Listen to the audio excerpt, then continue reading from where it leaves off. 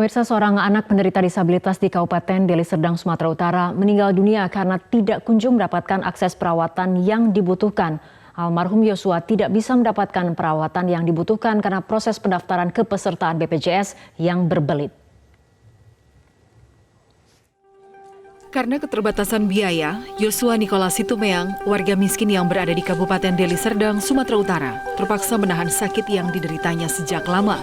Orang tuanya terpaksa merawat Yosua di rumah karena tidak terdaftar di kepesertaan BPJS yang ditanggung pemerintah. Hingga akhirnya, Yosua menghembuskan nafas terakhirnya. Menurut pasangan Syahludin Situmeang dan Rustan Borumanalu, sejak lahir Yosua mengalami cacat fisik dan susah bernafas.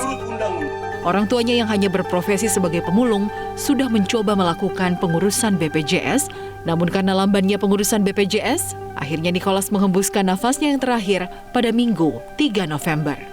Anak ini sakitnya banyak lagi keluhannya, tapi semua itu udah berusaha pun bawa berobat melalui BPJS, namun nggak ada mau menyetujui perobatan kalau nggak ada bantuan sosial karena nggak ada BPJS itu.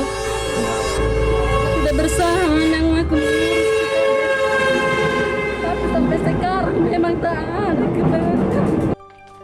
Menurut orang tua Nikolas, mereka telah berupaya keras untuk membawa anak bungsunya mendapatkan perawatan medis menggunakan surat SKTM yang dikeluarkan pihak desa yang hanya bisa digunakan 1 kali berobat sambil menanti pengurusan BPJS selesai. Namun karena sulitnya pengurusan tersebut, hingga 8 bulan tak kunjung selesai. Hingga akhirnya anak malang penyandang disabilitas ini meninggal karena sakit dan tidak mendapatkan perawatan medis yang memadai, yang seharusnya menjadi tanggungan pemerintah.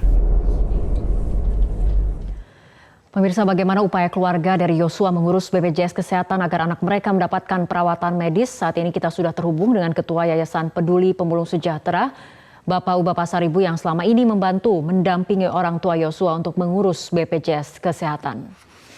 Selamat sore, Pak Uba. Ya, selamat sore, Bu. Selamat sore. Ya, Pak Uba, Anda ikut mendampingi keluarga dari Yosua, tepatnya orang tua Yosua pada saat mengurus BPJS Kesehatan. Bagaimana bentuk pendampingan yang Anda lakukan selama ini?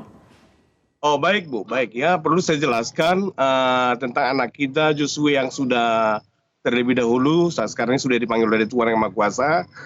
Perlu saya jelaskan bagaimana kontribusi pendampingan kami kepada beliau waktu masa kritisnya datang ke rumah keluarganya, ya, datang keluarga ke rumah saya, ke kantor sekretariat, mengadu bagaimana supaya anak ini bisa tertangani dengan baik karena mereka tidak memiliki uang untuk berobat, kan begitu. Nah, lalu saya lakukan pendampingan. Nah, yang pertama pendampingan saya lakukan kepada keluarga ini, saya suruh mengurus surat keterangan miskin dari kepala desa Mulyorejo dan diketahui camat. Baru kemudian saya arahkan dan saya dampingi ke kantor, ke rumah sakit daerah Lubuk Pakam. Ya, Pak Uba, di proses mana pengurusan dari BPJS Kesehatan ini orang tua Yosua mengalami kesulitan? Baik. Nah, setelah beberapa hari diopname di rumah sakit, Bu, beliau disuruh pulang. Kata dokternya, sudah boleh pulang, sembari kalian uruskan BPJS-nya, begitu. Nah, esok harinya keluarga mencoba berupaya menguruskan BPJS-nya. Tapi karena ketidakmampuan daripada keluarga ini mengurus BPJS mandiri, ya tetap kita berlakukan bagaimana yang dari SKTM tadi. Karena biasanya, Bu, SKTM itu kalau sudah kita daftarkan ke Dinas Sosial, rekomendasi Dinas Sosial, maka itu berlaku secara otomatis dan diurus oleh Dinas Sosial. Artinya bahwa rekomendasi Dinas Sosial tadi mengatakan mereka miskin, tidak perlu lagi mengurus BPJS mandiri. Tapi kenyataannya yang terjadi seperti apa, Pak Uba? Oke, kenyataan sampai sekarang, Bu. Nah, bulan 3 Maret kemarin dia opname di rumah sakit, lalu pulang. Nah, hampir saya setiap bulan pergi ke rumah saya, ke Dinas Sosial. Bahkan klimaksnya yang paling terakhir, Bu, ya, pada bulan Juli kemarin, Bu, saya cek langsung ke Dinas Sosial sejauh mana sudah dilakukan pengurusan daripada BPJS ataupun KIS daripada warga yang kurang mampu begitu. Nah, ternyata sampai saya di Dinas Sosial Kabupaten Deli Serdang, berkas itu kami buka. Membukanya pun sangat lama. Ternyata mereka belum ajukan ke BPJS Kesehatan begitu.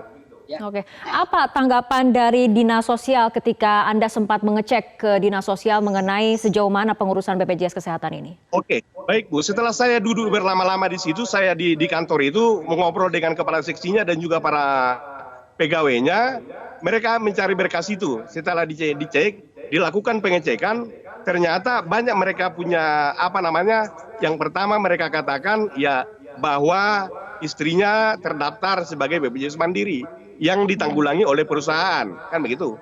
Yang kedua, mereka bilang kepada saya ya bahwa kartu keluarganya tidak terkoneksi ke pusat begitu. Oke. Jadi ada kendala di administrasi menurut dari Dinas Sosial, Pak Ubah? Kalau secara administrasinya memang itulah kendala-kendala itulah Bu. Mereka bilang kami lihat ini di sistem kami bahwa ibunya masih terdaftar di BPJS Mandiri. Artinya kala ibunya bekerja di perusahaan pada tahun 2000. Jika berbicara pengalaman Pak Ubah ketika mendampingi pihak-pihak lainnya, apakah ada kasus serupa yang mungkin juga pernah Anda dampingi dan bagaimana respon dari pelayanan itu sendiri, terutama yang diberikan oleh pihak BPJS Kesehatan? Oke Bu, kalau pengalaman pertama saya di Deli Serdang, seperti dulu lah ya, kalau nggak salah 4 tahun yang lalu saya rasa Bu ya di Deli Serdang, ada juga warga Deli Serdang saya tangani yang mengadu ke kita. Dia pada waktu itu tidak memiliki kartu keluarga, tapi memiliki BPJS Kesehatan. Tapi BPJS Kesehatan ini tidak terima. Saya lakukanlah pendampingan pengurusannya dan kartu terbit. Lalu saya dampingi BPJS-nya. Karena orang sebatang kara karena suaminya tidak ada lagi, saya sendiri langsung ke BPJS untuk bikin ataupun BPJS-nya. Kata di BPJS Kesehatan pada waktu itu, ini pengalaman ya Bu ya. Baik. BPJS Lubu Pakam pada waktu itu menolak saya. Oke. Baik Pak Ubah, Pak Saribu, terima kasih atas keterangannya sore ini di Metro hari ini.